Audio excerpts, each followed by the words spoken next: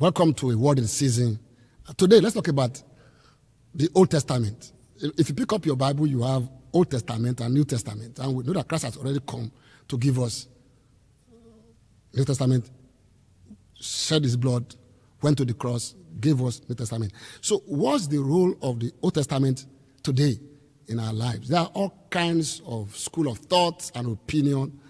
But let's hear from the mouth of Jesus himself, talking about the law, the prophet, all that Old Testament thing. Listen to this. He said, Matthew 5:17, do not think I came to destroy the law and the prophet. I did not come to destroy, but to fulfill it. For verily I say to you, till heaven and earth pass away, one jot or one tittle will by no means pass from the law until all is fulfilled. Oh, interesting. Did you hear that?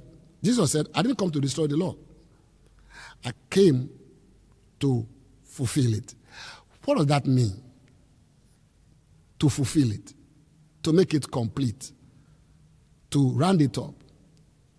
You will notice something in the Gospel, Matthew, Mark, Luke, and John. They will say, to fulfill, to fulfill, to fulfill. For instance, Jesus went to his hometown, opened Isaiah 61, and he said, this scripture is fulfilled in your hearing today.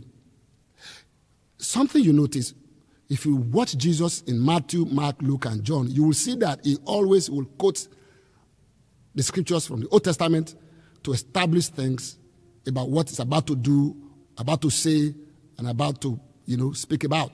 For instance, when the devil came to him and he said, turn this stone to bread, he went to quote the New Testament and said, man shall not live by bread alone. Every time they ask Jesus questions, he will refer to the Old Testament scriptures to fulfill, to make clear what he's doing. And so Jesus was doing that as the Son of Man. He was saying that the whole scripture, Old Testament, was about him. In fact, when he rose from the dead, the Bible said he met two of his disciples on the way to Emmaus. And the Bible said he took them along and he opened the law and the prophet. He went through the Old Testament scriptures to reveal things concerning him. So number one, when you have today the Old Testament beside New Testament, it was given to actually show Jesus to us. So when you look at Jesus, what's doing today, it has a reference point under the Old Testament. Under there, he said, he will die.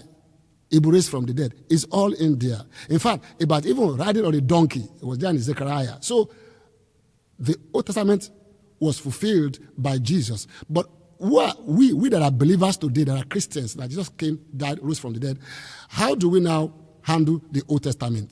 Let's hear what Paul said, talking about the Old Testament in chapter 10, 1 Corinthians, verse 11. Now listen to this. He was commenting about the Old Testament, and he said this. Now all these things happened to them as examples, and they were written for our admonition, upon whom the end of the ages have come. Okay? So Paul was saying that all those things we read under the Old Testament that happened to them actually for our examples, so we can learn from them. God has not changed. He's the same God. And we can see his passion. We can see his pleasure. We can see his will. We can see what he wants as we read through. So what happened to them, we can learn. They are examples to us. So when you read about David and Goliath, read about Samson, read about Joshua, read about Moses, read about Zechariah, you read about Isaiah, read about Job, read about Solomon, all those things were example to us. And those things were written for our admonition, to keep us on track and to keep us in check, so that we can see that whoever goes the wrong way, this is what he will get. Whoever goes the right way, this is what he's going to get. You will see men that went the right way under the old and how God blessed them. And that he will do today. And you see men going the wrong way and what they get. And God has not changed. Like he said, say to the righteous, it shall be well with him. Say to the wicked, he will suffer. It's as simple as that. So we can read and see examples, experiences of men, and learn from them. Second, they were written for our admonition, and they're going to help us to give us. We are now seeing the conclusion of everything of the work of God. We are now in the New Testament, which is the fulfillment, the conclusion, the end. Like I said, the end of the ages have come upon us.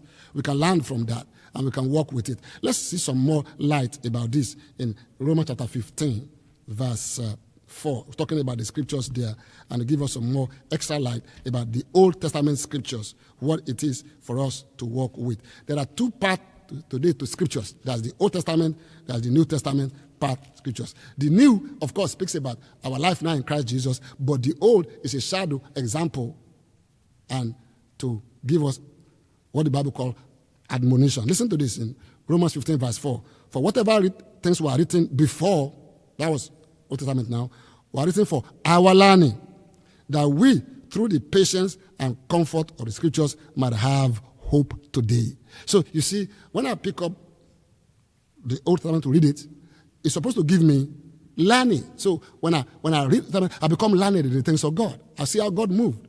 I see how God got things done. God healed them. God delivered them. God saved them. God was with them. And they were mighty for us. So today, I can learn from that and see how God can work with me today. And also, that reading through will give me a lot of endurance that you can stay. Like, look at Joseph struggling through, trusting God, being godly. At the end, it paid off. So that will give me some endurance and some comfort that I'm on this right way. It will work out at the end of the day. And I can have hope for tomorrow. Praise God. Finally, don't forget, let me read this to you as kind of conclusion about the Old Testament. The New Testament is the reality now. And the Old was given by God to give us a preview and to be our learning point and admonition. Listen to this in Romans 3, verse 21. But now, the righteousness of God, apart from the law, is revealed. That's the New Testament.